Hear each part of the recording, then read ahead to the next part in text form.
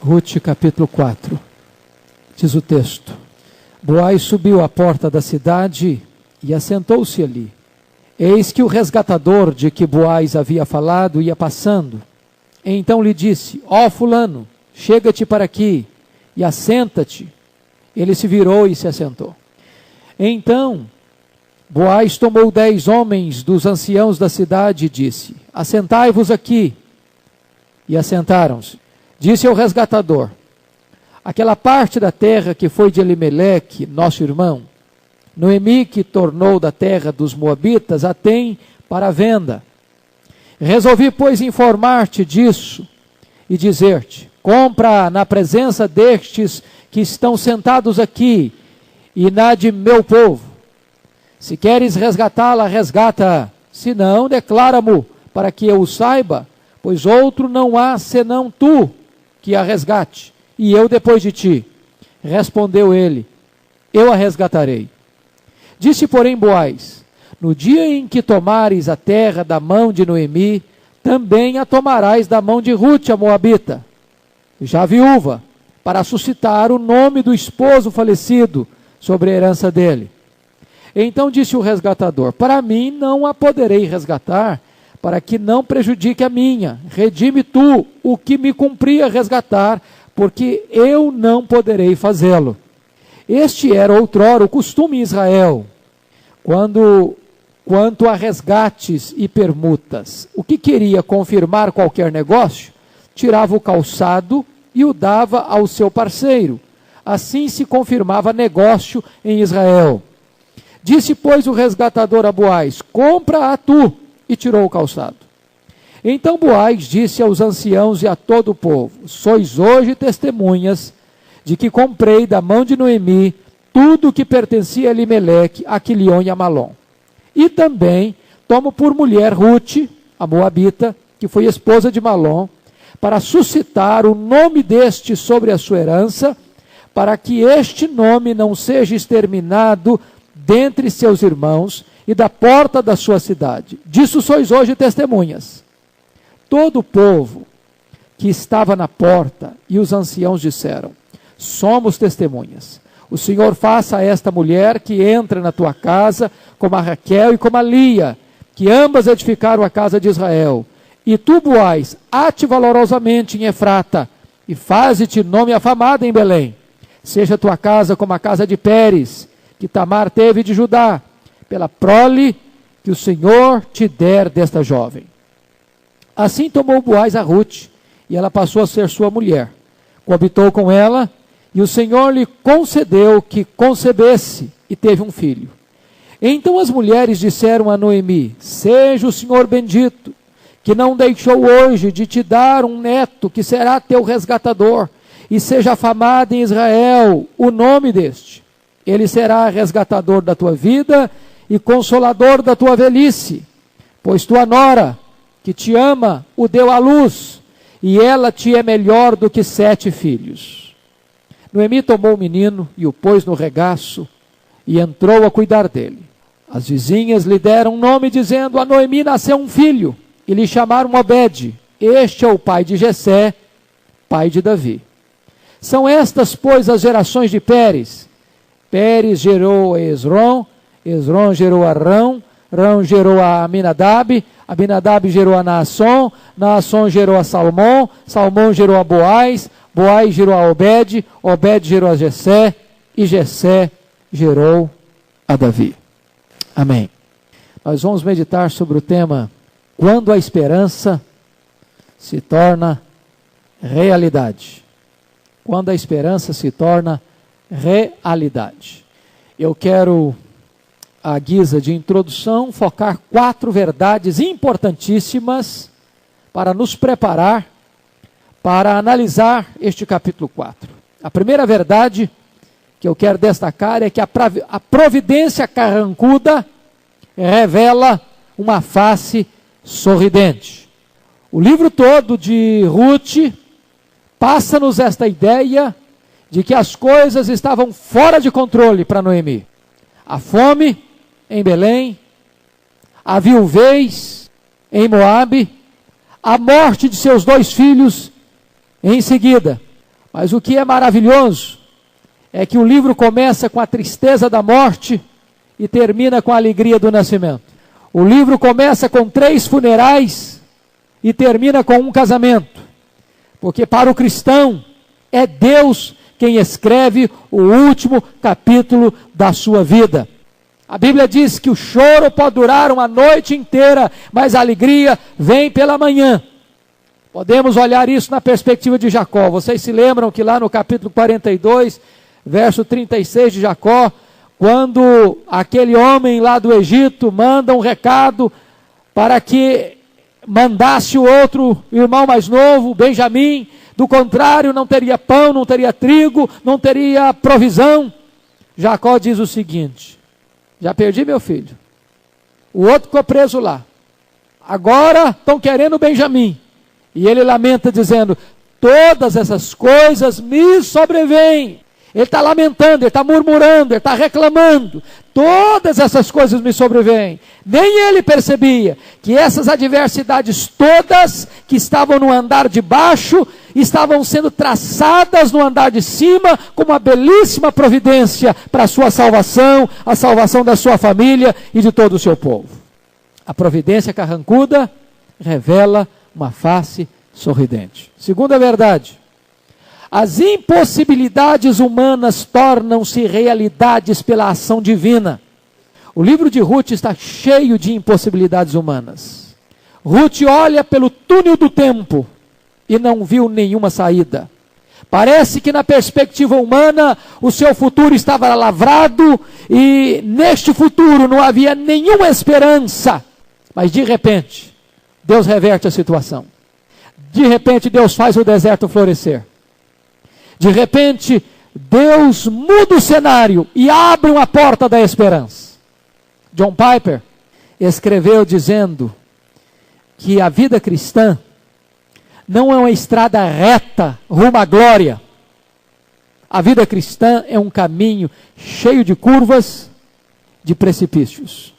Na linguagem de John Bunyan, no livro Peregrino, nesta caminhada nós temos pinguelas, nós temos pântanos lodacentos, nós temos precipícios, nós temos perigos, nós temos ameaças, mas o nosso destino não é o fracasso, não é a derrota, não é a queda, o nosso destino é o céu, e é Deus quem está nos levando para lá. Os impossíveis dos homens são possíveis para Deus. Terceira verdade: o fim da linha na perspectiva humana pode ser o começo de uma linda história traçada por Deus na eternidade. Preste atenção nisso. Noemi chegou a mudar de nome. Noemi chegou a lavrar a sentença para ela mesma. A minha vida daqui para frente está marcada, carimbada, tatuada pela tristeza. Nem ela sabia que no andar de cima um outro plano estava sendo traçado e costurado. E este plano não terminaria com tristeza, terminaria com grande alegria. Aquilo que ela pensava que era impossível acontecer, Ruth se casar e ter um filho para perpetuar a memória da sua família, aconteceu. Porque quando você não vê saída, Deus abre uma porta. Quando não tem caminho, Deus abre um caminho no meio do mar. Quando não tem água, Deus faz água brotar da rocha. Quando o homem chega ao último limite e esgota os seus recursos, Deus ainda tem os seus celeiros abarrotados. Deus levanta Noemi como protagonista de uma das mais lindas histórias de toda a humanidade. Quarto lugar e último lugar, à guisa de introdução: nenhum sucesso é final e nenhuma derrota é fatal. Isso é um fato interessante. Ninguém chega ao sucesso e descansa, e ninguém é derrotado e se acaba, porque nenhum sucesso é final e nenhuma derrota é fatal. O futuro ainda lhe reserva surpresas. Não se deixe embriagar pelo sucesso, nem deixe se derrotar pelo fracasso, porque Deus é quem está dirigindo a sua vida. Para Noemi, tinha acabado. Ela não tinha perspectiva. Marido morreu, os 2 filhos morreram, ela é viúva, ela é pobre, ela não pode casar de novo, ela não pode ter filhos. Para ela, o futuro dela tinha sido enterrado na cova de seu marido e de seus 2 filhos. Às vezes nós pensamos que chegamos no fim da linha. E quando você chega no fim da linha, Deus abre uma nova estrada para você. Por isso eu quero chamar a sua atenção para nós olharmos para este capítulo 4, o último capítulo de Ruth. E eu examinando, pedindo a Deus graça para olhar esse capítulo, vir aqui 3 pontos bem distintos. Esse capítulo fala sobre um resgate, nos versículos 1 a 9. Ele fala sobre um casamento, nos versículos 10 a 12. E ele fala sobre um descendente, nos versículos 13 a 22. É sobre esses 3 pontos, então, que nós vamos examinar neste momento. Primeiramente, vamos ver sobre o resgate, versículos 1 a 4. É interessante notar, e já falamos isso quarta-feira passada, que desde o primeiro momento que Boaz pôs os olhos em Ruth, ele se afeiçoou a ela. Ele passou a amá-la. E é interessante que ele começa a demonstrar para Ruth uma bondade que estava para além do natural e do legal. Obviamente Ruth notou isso. As mulheres sabem discernir essas coisas.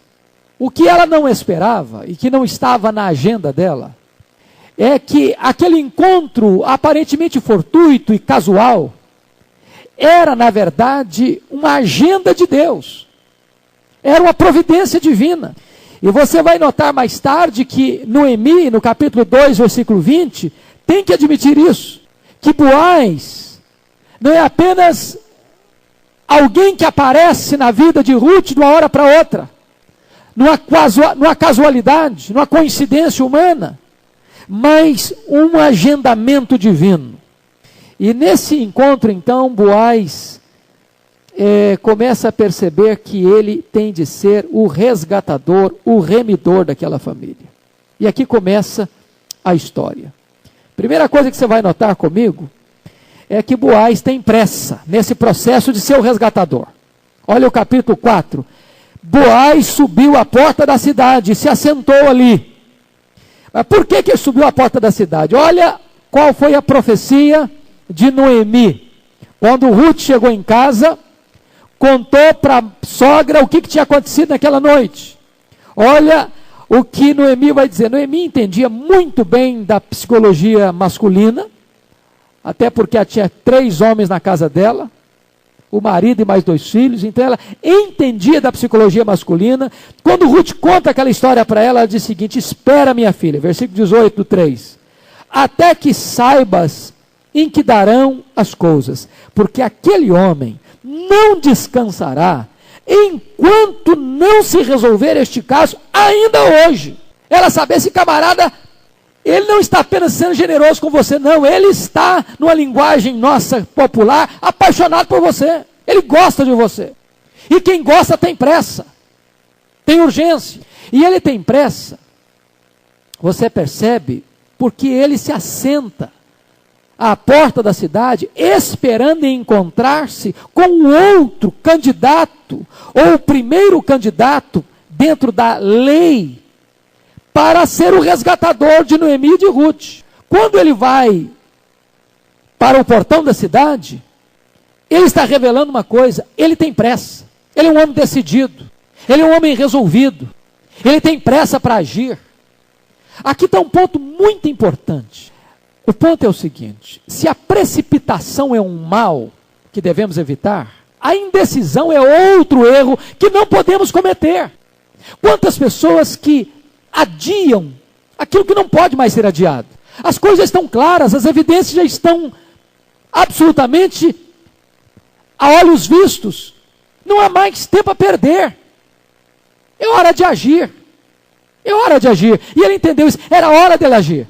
Esse é um ponto importante na vida, gente. Não só na vida espiritual, na vida familiar, na vida profissional, em todas as áreas da vida, você tem que ser diligente. Você tem que ter pressa. Alguém já disse que nós somos escravos da nossa liberdade.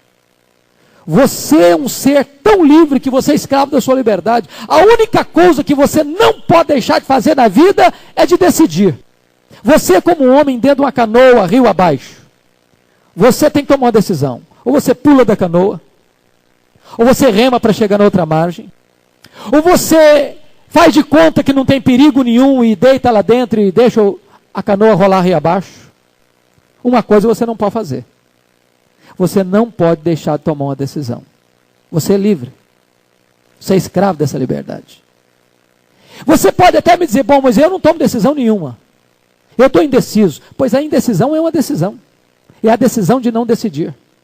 E quando você decide não decidir, via de regra você decide ao fracasso. Opta pelo fracasso. Boaz não tomou essa decisão da indecisão. Ele agiu e agiu com pressa. Segundo ponto. Boaz tem compromisso com a justiça. Olha aí comigo. Boaz subiu à porta da cidade e assentou-se ali. O que significa se assentar à porta da cidade? Você sabe que o portão da cidade não era apenas o lugar de entrada e saída das pessoas. O portão da cidade era como que o fórum da cidade. Naquela época os juízes não ficavam trabalhando num edifício, num prédio, em salas com ar-condicionado. Eles ficavam no portão da cidade. O portão da cidade era o local onde as grandes decisões eram tomadas. Era o lugar onde os negócios eram feitos. Era o local onde as leis eram estabelecidas. Era o lugar onde as causas eram julgadas. Quando ele vai para o portão da cidade, ele está querendo dizer o seguinte: eu preciso tomar uma decisão na minha vida e quero fazer isso de forma legal. Ele estava interessado em casar-se com Ruth. E ele queria casar-se com Ruth de maneira legal. Ele não queria um concubinato, ele não queria um ajuntamento ilícito. Ele estava querendo tomar uma decisão lavrada, balizada pela lei, não ao arrepio da lei. Terceiro lugar, Boaz tem prudência. Olha o versículo 2. Então Boaz tomou 10 homens dos anciãos da cidade e disse: assentai-vos aqui, e assentaram-se com ele. O que ele está querendo fazer? Ele está para tomar uma decisão importantíssima na vida, de comprar a terra de Noemi, e de casar-se com Ruth, para dar uma descendência à família de Noemi. E ele vai para o local certo, ele vai para o fórum da cidade, ele vai para o cartório da cidade. Ele quer tomar uma decisão legal, legítima, que tenha valor jurídico. E ele então chama testemunhas. Esses anciãos, esses 10 anciãos, davam formalidade à decisão e à transação que ele queria fazer. Esses 10 anciãos exerciam uma função jurídica e legal. Eles eram como que os tabeliões da cidade. Eles tinham um papel de juízes na cidade. E o acordo firmado então tinha validade legal. Notem vocês que ele age não apenas com pressa, ele age com segurança e age com prudência. Quarto lugar, Boaz tem integridade. Olha aí comigo os versos 3 e 4, porque agora chega o outro resgatador, e nem nome ele dá. Ó, fulano, chega-te aqui. E agora disse ao resgatador: aquela parte da terra que foi de Elimeleque, nosso irmão, Noemi que tornou da terra dos Moabitas, a tem para venda. Resolvi, pois, informar-te disso e dizer-te: compra-a na presença destes que estão sentados aqui e na de meu povo, que se queres resgatá-la, resgata-a, se não declara amor, para que eu saiba, pois outro não há senão tu que a resgate, e eu depois de ti. Preste atenção nisso. E eu depois de ti. Note você que Boaz é o grande interessado nessa transação. Ele, na verdade, não está tão interessado em comprar a terra de Noemi, ele está interessado em casar-se com Ruth. Mas esse era um pacote que não dava para dividir. E mesmo sabendo que ele queria casar-se com Ruth, ele estava interessado em casar-se com Ruth, ele não burla as leis para colocar o nome dele em primeiro lugar. Ele não suborna os anciãos para que eles dessem um jeitinho, para que colocassem ele no topo da lista, na frente da lista, e colocasse o primeiro candidato em segundo lugar. Este é um homem que não está disposto, mesmo quando tem o maior dos interesses, a negociar sua honra, a negociar seu caráter, a negociar sua virtude, a negociar princípios e valores absolutos. Ele tem integridade. Quinto lugar, ele tem outra coisa, ele tem sabedoria. Preste atenção. Versículos 5 e 6.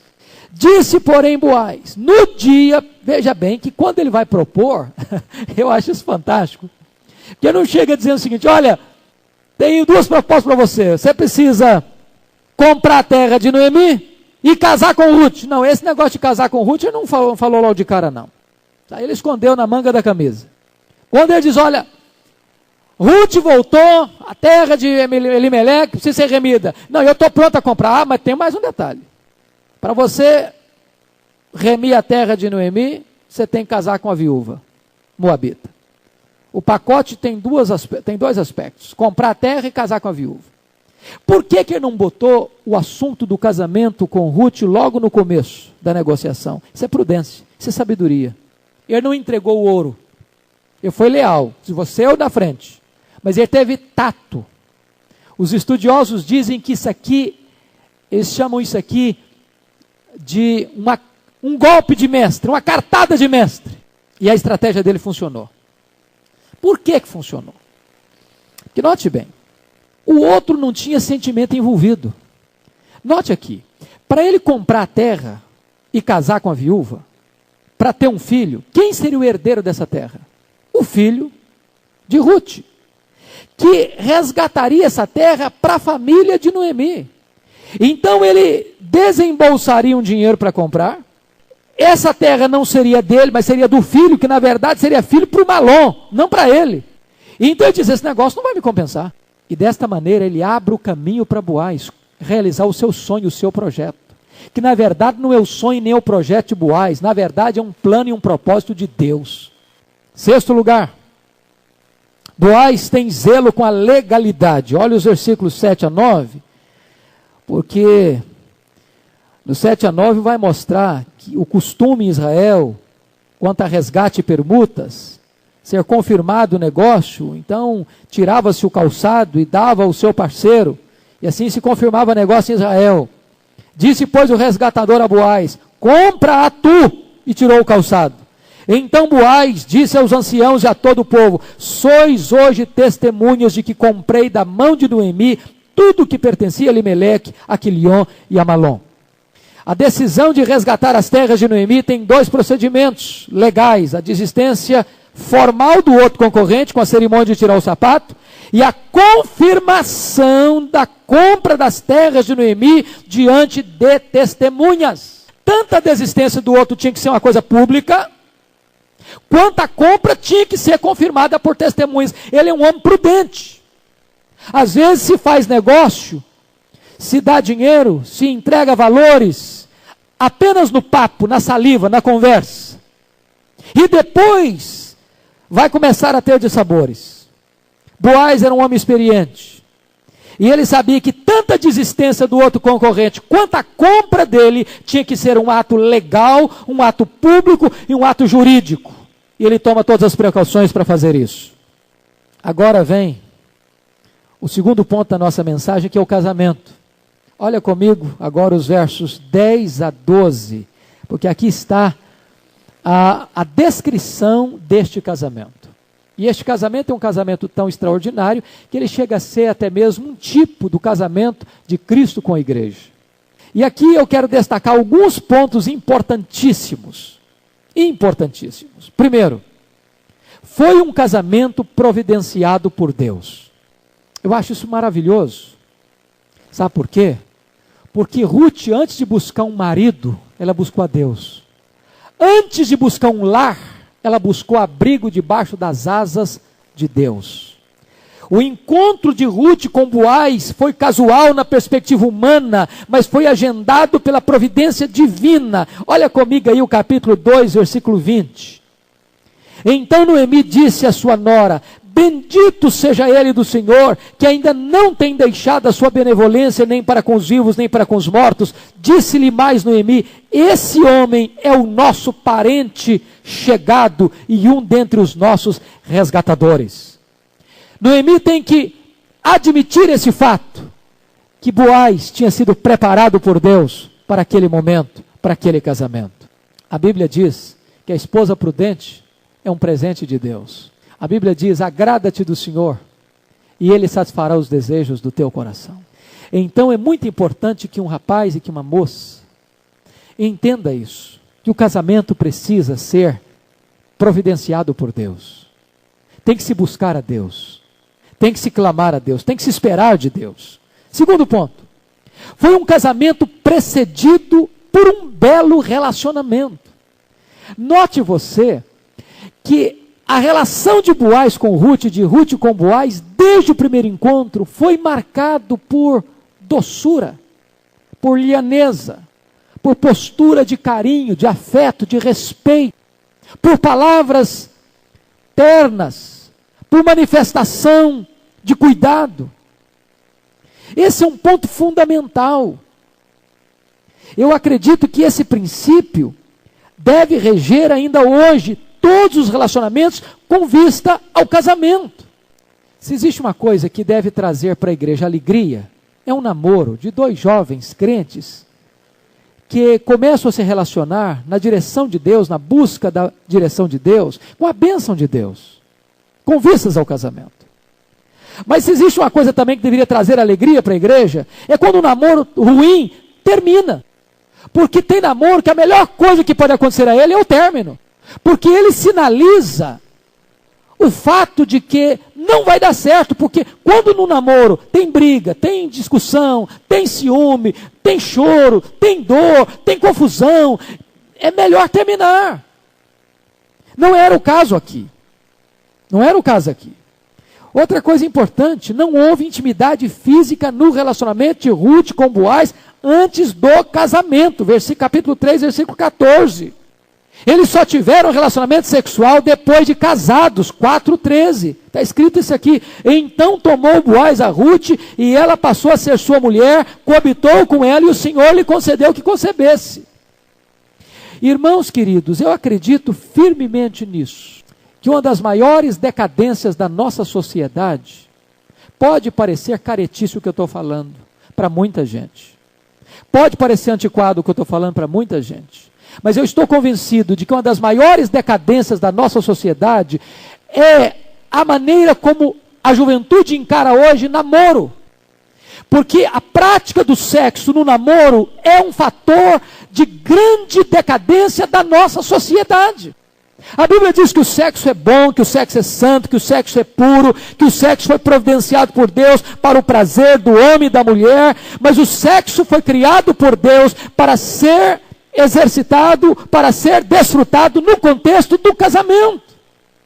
A Bíblia diz que o sexo antes do casamento está debaixo do juízo de Deus. Está lá em 1 Tessalonicenses 4, 3-8. A Bíblia diz que o sexo fora do casamento é para quem não tem juízo. Está lá em Provérbios 6:32. Só quem quer arruinar-se que faz tal coisa. Então, o casamento de Boaz e Noemi é abençoado por Deus, porque passa por esta vertente do respeito, de um relacionamento bonito e santo. Terceiro ponto, foi um casamento grandemente desejado por ambos.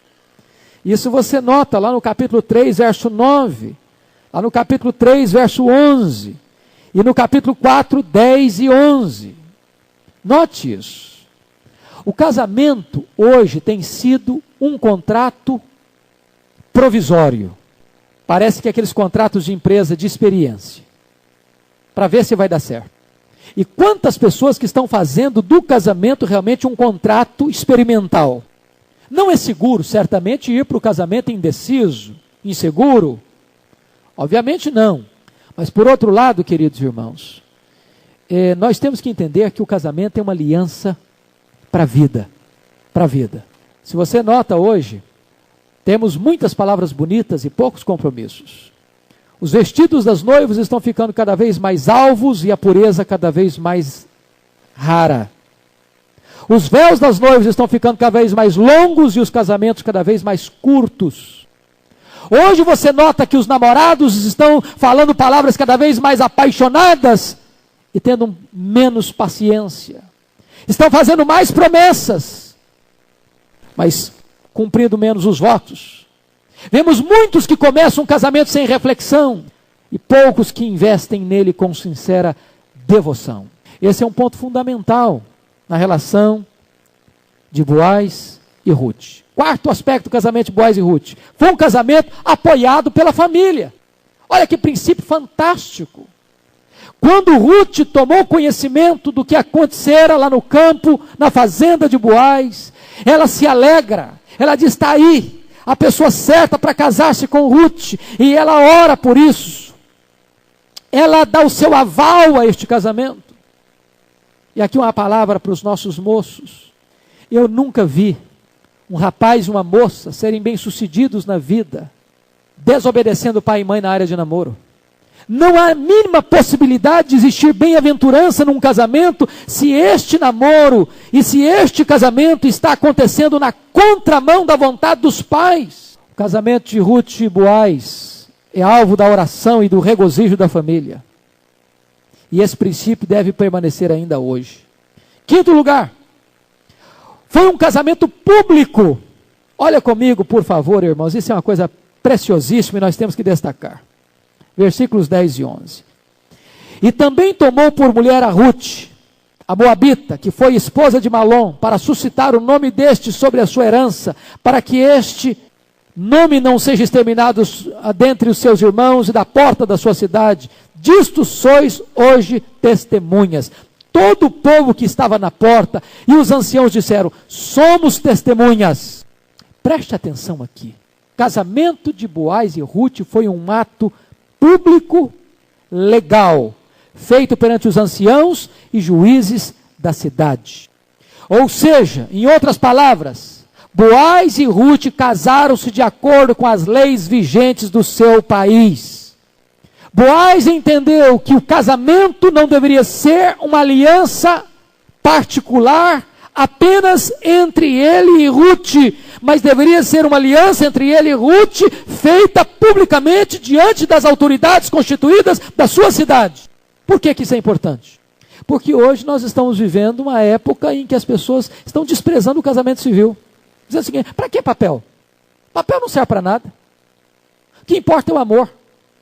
Vamos morar junto. Vamos juntar as trouxas.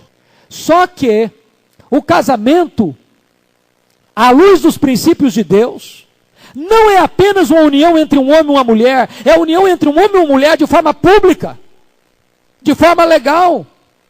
Se você perceber, esta verdade já está presente lá no Gênesis, capítulo 2, versículo 24. Deixa o homem, seu pai e sua mãe, se une à sua mulher, tornando-se os dois uma só carne. Esse deixar pai e mãe é uma atitude legal, pública. Hoje o que está acontecendo é que as pessoas estão se tornando uma só carne para depois deixar pai e mãe quando deixa. Estão invertendo os papéis, estão alterando aquilo que Deus estabeleceu. Você percebe uma coisa importante aqui ainda, é que o casamento coloca marido e mulher num posto de responsabilidade para com o mundo e para com a humanidade. Esse tem que ser uma aliança pública diante da sociedade, diante da igreja de Deus. Por isso, queridos irmãos, preste atenção aqui, a importância da celebração do casamento não deve ser desprezada. Não deve ser desprezada. Pois são festivais que celebram o começo de uma nova aventura. Diz o texto que o povo estava lá, não apenas para testemunhar, mas para orar em favor dos dois. Então esse é um princípio de Deus. Sexto lugar, foi um casamento proposital. Versículo 10, e aqui num contexto muito próprio desse casamento. O propósito do casamento, no regime do levirato, era para suscitar um descendente à família do falecido. Talvez por essa razão que o primeiro pretendente não aceitou remir, comprar a fazenda de Ruth, a propriedade de Noemi, e nem se casar com Ruth. Ele tinha um projeto. Não era suscitar o nome dele, mas suscitar o nome do falecido. E esse foi um projeto que Boaz dispôs-se a cumprir. Está aí no versículo 10. Sétimo lugar, foi um casamento abençoado pelas testemunhas. Olha que coisa maravilhosa. Hoje, às vezes, a gente chama testemunhas e é uma coisa bonita. Tem uma solenidade pública ter testemunhas. Embora todo o povo é testemunha. Lá tinha os anciãos, tinha as pessoas demais que estavam lá naquela praça onde o contrato foi feito. Mas as testemunhas aqui tinham uma função mais do que estarem presentes, mais do que botar uma roupa bonita numa ocasião especial. Veja bem o que fizeram. Primeira coisa que elas fizeram: rogaram 3 bênçãos especiais sobre o casamento de Ruth e Boaz. Primeiro, versículo 11, elas pediram que Ruth fosse uma mulher fértil. Versículo 11, todo o povo que estava na porta e os anciãos disseram. Os anciãos são as testemunhas do casamento. O povo era o povo convidado, né? Diríamos que era o povo que estava convidado. Todos disseram, somos testemunhas. O Senhor faça esta mulher que entra na tua casa como a Raquel e como a Lia, que ambas edificaram a casa de Israel, e tu, Boaz, ate valorosamente em Efrata, e faze-te nome afamada em Belém. Aqui paramos para pensar um ponto. Ruth ficou casada com Malom, se nós entendemos corretamente, capítulo 1, versículos 4 e 5, por volta de quase 10 anos. Por que ela não concebeu? Por que ela não deu à luz? De duas uma, ou Malom não podia dar filhos a ela, ou a própria Ruth era estéril. Quando você vai consultar os estudiosos, os comentaristas do livro de Ruth, quase todos eles entendem que Ruth também, além de tudo, era estéril. E o entendimento que eles têm de que Ruth era estéril são essas duas referências. Primeiro, o fator de ter estado casada quase 10 anos e não ter gerado um filho. Segundo, a referência que fazem pedindo e orando para que ela fosse como Raquel e como Lia. E você lembra que Raquel era estéril. E ela vem a conceber. E juntamente com Lia, vão dar a Jacó 8 filhos. E vão ser, de certa forma, as matriarcas da formação da nação de Israel. Mas quando você olha o versículo 13, diz o texto, coabitou com ela e o Senhor lhe concedeu que concebesse e teve um filho. Então os estudiosos querem crer que a concepção de Ruth foi um milagre, um fato extraordinário que aconteceu com ela. E então aqueles que estavam lá no casamento pedem a Deus para que ela fosse uma mulher fértil, para que ela pudesse ser mãe de uma grande geração. A segundo pedido, eles pediram que Boaz fosse um homem próspero, versículo 11, aí no finalzinho. E tu, Boaz, ate valorosamente em Efrata, e faze-te nome afamado em Belém.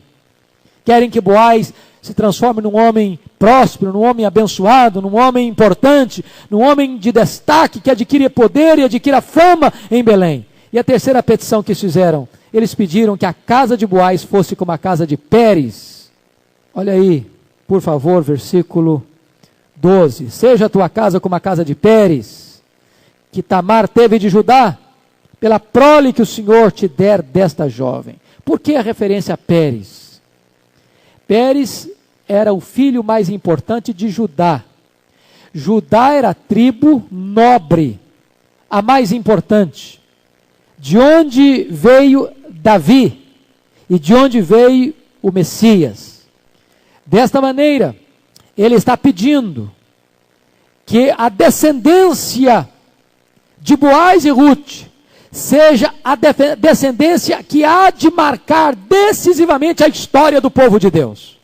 Então note você que esse casamento termina com a bênção e com um pedido, que a sua descendência fosse uma descendência abençoada na terra. Agora então, vamos ver o último ponto, que é o descendente. Um descendente, versículos 13 a 22. E é maravilhoso isso, porque o livro de Ruth termina colocando os holofotes no descendente.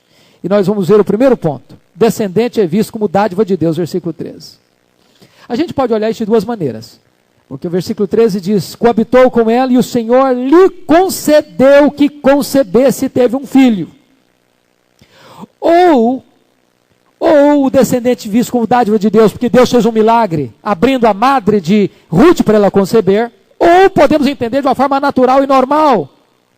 Os filhos são herança de Deus. Os filhos são dádiva de Deus. Os filhos são presente de Deus. Note um fato aqui, sobretudo a nossa cultura ocidental, que está trabalhando a questão da limitação de filhos. Muitas vezes, um filho e uma filha não são planejados pelos pais. Muitas vezes, um filho e uma filha chega e surpreende os pais. Não estava nos planos dos pais, nem na vontade dos pais. Mas não existe filho não planejado por Deus. Não existe acidente na questão da providência de Deus. E aqui é um fato que é preciso dizer. Se entendermos que os filhos são dádiva de Deus, como é que fica a questão do aborto? Warren Wiersbe disse que nos Estados Unidos, 1,5 milhão de bebês são legalmente mortos ainda no ventre, e seus pedaços são removidos como se fossem tumores cancerosos. Uma enfermeira de um grande hospital americano disse para Warren Wiersbe: numa parte do nosso hospital trabalhamos dia e noite para manter os bebezinhos vivos, em outra parte nós matamos os bebezinhos. Parar para pensar que cada criança gerada é uma obra de Deus, é um presente de Deus, é uma manifestação de Deus, deveria nos levar a refletir sobre isso. E entender então que o aborto não pode ser discutido como a sociedade contemporânea discute, apenas uma questão discutida entre a mãe e o médico. Tem outras implicações. Segundo ponto, o descendente é visto como um presente para a família. Eu acho isso fenomenal, porque a partir do versículo 14 até o versículo 17, Boaz e Ruth saem de cena logo que Obed nasce. E volta aos holofotes Noemi. Por quê? Olha comigo o versículo 17, que quando nasce o menino, as mulheres de Belém vão dizer o seguinte: a Noemi nasceu um filho. Por que isso, irmãos? E eu acho maravilhoso que este livro termine dessa maneira, sabe por quê? Porque, na verdade, o livro de Ruth começa revelando a amargura de Noemi, a decepção de Noemi, a revolta de Noemi. E Noemi está revoltada, não contra o universo, não, ela está revoltada contra Deus. Olha comigo o que ela está fazendo. No verso 13, ela está dizendo o seguinte: que Deus descarregou sobre ela a sua mão. Ela está se sentindo amaldiçoada. No versículo 20 do capítulo 1, olha o que ela vai dizer. Ou melhor, que Deus provocou nela uma grande amargura. No versículo 21, ela vai dizer que ela saiu feliz e voltou pobre. Ela diz que Deus manifestou-se contra ela. Ela diz que o Todo-Poderoso a afligiu. É assim que ela está se vendo. Ela olha para Deus como inimigo, como flagelador, como aquele que está contra ela. E você vai perceber uma coisa, que o livro começa com as perdas de Noemi. E o livro termina com os ganhos de Noemi. O livro começa dizendo as mágoas de Noemi. E o livro termina dizendo que Deus mostra para Noemi que ela está errada. E essa lição é para você e para mim, sabe por quê? Porque a caminhada para o céu, na linguagem de John Piper, não é uma estrada reta. É uma estrada cheia de curvas, de acidentes, de abismos, de precipícios. E nessas curvas, porque a gente não enxerga lá na frente, a gente começa a reclamar. A gente começa a murmurar. A gente diz: Deus, o Senhor me desamparou. Deus, o Senhor me deixou. Deus, o Senhor descarregou a mão sobre mim. Deus, eu era feliz, o Senhor me deixou triste. Deus, a situação está complicada. O Senhor é o protagonista da minha tragédia. E quando você chega no final da linha, você descobre que Deus nunca te desamparou nessa jornada. Que Ele estava sempre no controle. Que Ele estava sempre trabalhando em seu favor. Que Ele sempre estava trabalhando as circunstâncias para o seu bem. Verso 17 diz: um filho para quem? Nasceu um filho a Noemi. Por quê? Por que a Bíblia está dizendo isso? A Bíblia está dizendo isso para dizer uma coisa para Noemi. Noemi, aquilo que você falou de Deus não é verdade. Aquilo que você pensou de Deus não é verdade. Se você e eu tivermos paciência para esperarmos o tempo oportuno de Deus, nós vamos ver que Deus está trabalhando por nós e não contra nós, como Noemi pensou. Na verdade, Quando Noemi disse assim, eu saí ditosa e voltei pobre, ela também não estava falando a verdade. Porque na verdade foi Deus quem deu Ruth para Noemi. Foi Deus quem deu Boaz para Ruth. Foi Deus que deu um filho para Boaz e Ruth. Foi Deus quem mudou o destino da vida dela. Então quando ela diz que Deus me fez pobre, ela está olhando para a vida de uma forma equivocada. Quando Noemi disse para Ruth, saindo de Moabe, volta minha filha, já estou velha demais. E ainda que eu casasse hoje e concebesse, você não teria coragem de esperar esse menino crescer para casar-se com você. Em outros termos, eu estou fechando a porta da esperança. Não tem chance, não tem possibilidade. Mas de repente, ela começa a perceber que Deus trabalha nas nossas impossibilidades. Deus abre uma porta, providenciando Boaz, providenciando um encontro, providenciando um casamento, providenciando um resgatador, providenciando um neto, providenciando um futuro para ela. Terceiro lugar, o descendente é visto como uma fonte de alegria para o seu lar. Olha que coisa maravilhosa o que é dito acerca desse menino em relação a Ruth. Preste atenção aí nos versículos 14 a 17. Então as mulheres disseram a Noemi, seja o Senhor bendito, que não deixou hoje de te dar um neto, que será teu resgatador. Segundo, que seja afamado em Israel o nome deste. Terceiro, que será restaurador da tua vida. Quarto, e consolador da tua velhice. Olha que menino que vem abençoar. Mas por que que elas disseram que ele seria resgatador de Noemi, se Boaz já tinha sido resgatador de Noemi? Porque na verdade o Boaz foi um resgatador econômico, mas Obed viria a ser o resgatador emocional, espiritual. Na verdade, quando aquele menino nasceu, ela descobriu uma coisa: a minha família está viva. A minha família vai continuar na história. A minha família não abortou a possibilidade de ser a família progenitora do Messias, e de fato foi. Quarto lugar, o descendente cresce numa família onde reina amor e harmonia. Eu acho algumas coisas tão lindas, e eu confesso para vocês que uma das coisas mais lindas deste livro está aqui no versículo 15. O testemunho das mulheres, quando disseram para Noemi assim na parte B, pois tua nora que te ama, o deu à luz, e ela te é melhor do que 7 filhos. Ruth põe abaixo e desbanca todas as piadas de sogra que aparecem no mercado. As piadas dizem por aí que a melhor sogra é aquela que mora a 10 mil quilômetros. Ruth diz não, a melhor sogra é aquela que mora dentro da minha casa. Está junto com ela. E não é um testemunho de boca, as pessoas, ela te ama. E por que disseram, ela te é melhor do que 7 filhos? Naquela época, o sonho de todo casal era ter filhos, sobretudo muitos filhos do sexo masculino. 7 era o número perfeito. Quando elas disseram, Ruth, tua nora que te ama, te é melhor do que 7 filhos, este era o maior tributo que se podia dar a uma mulher. Ela estava dizendo o seguinte, não tem nada melhor na tua vida, Noemi, do que a tua nora Ruth. Ela é melhor do que a tua maior realização como mãe. Que coisa fantástica.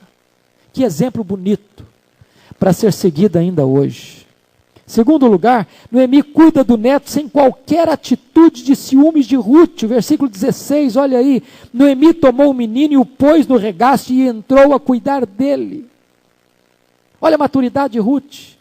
Ruth podia ter ciúme, de querer, essa avó vai estragar esse menino, vai dengar demais esse menino. Ela não fez isso. Ela sabia que aquele neto era o oxigênio de Noemi, era a esperança de Noemi, era o sentido da vida de Noemi, era o futuro de Noemi. E ela entrega esse menino para sua própria avó, para sua própria sogra, melhor, para cuidar dele, demonstrando amor, maturidade. Quinto lugar, o descendente trará ao mundo uma semente abençoada. Esse é o nosso último ponto, antes das aplicações finais. O que eu acho lindo, que quando nasce um bebê, você vê aí um voto a favor do futuro. Quando nasce um bebê, você precisa segurar nos seus braços o próprio futuro. O livro de Ruth termina com o nome Davi. Davi. E aí você começa a notar uma coisa, que aquilo que parecia nublado, sem sentido, sem propósito, estava sendo trabalhado no andar de cima, na sala de comando do universo, costurado por Deus na sua providência, para que aquela história dolorosa de Belém, aquela fuga para Moabe, aquele retorno na pobreza para Belém, aquele encontro fortuito na fazenda de Boaz, aquele batida forte do coração de Boaz na primeira vez que vê Ruth, aquela disposição de lutar para ser o resgatador da família, tinha um plano de Deus, e esse plano de Deus desembocava no rei Davi. O neto de Noemi, o filho de Boaz e Ruth é Obed, o pai de Jessé, o pai de Davi. Mas você olha para frente, não é apenas Davi, o maior rei de Israel, mas a família do Messias viria da família de Davi. E agora esta mulher Ruth vai ser ancestral do próprio Messias. Obed nasceu em Belém, Davi nasceu em Belém, Jesus nasceu em Belém. Quando você vai para o Evangelho de Mateus, está lá escrita a genealogia, os 10 nomes que aparecem aqui na genealogia de Ruth, aparecem lá no livro de Mateus, como aqueles que fazem parte da árvore genealógica do Messias, do Salvador do mundo. Desta maneira, o projeto de Deus não era apenas trazer um resgatador, não era apenas trazer um rei político em Israel, era trazer o Salvador do mundo. Sabe o que me ensina isso? Olha para a sua vida. Talvez você não tenha discernido qual o projeto de Deus na sua vida. Quem de nós pode discernir, irmãos, o que Deus está construindo a partir da nossa frágil vida para o futuro? Que impacto a sua vida terá no futuro? Que influência a sua vida terá nas gerações futuras? Portanto, quando você encontrar um menino por aí, bata a continência para ele. Porque você pode estar diante de alguém que Deus levantou para a realização de uma grande obra. De uma grande obra. Eu queria terminar essa exposição apenas citando para vocês, brevemente, algumas lições práticas. A primeira lição prática. Pense nisso, você tem um grande valor para Deus. Talvez, está escrito lá na lei, que os moabitas não tinham acesso à assembleia dos judeus. Talvez você possa se sentir um moabita, pobre, desprezado.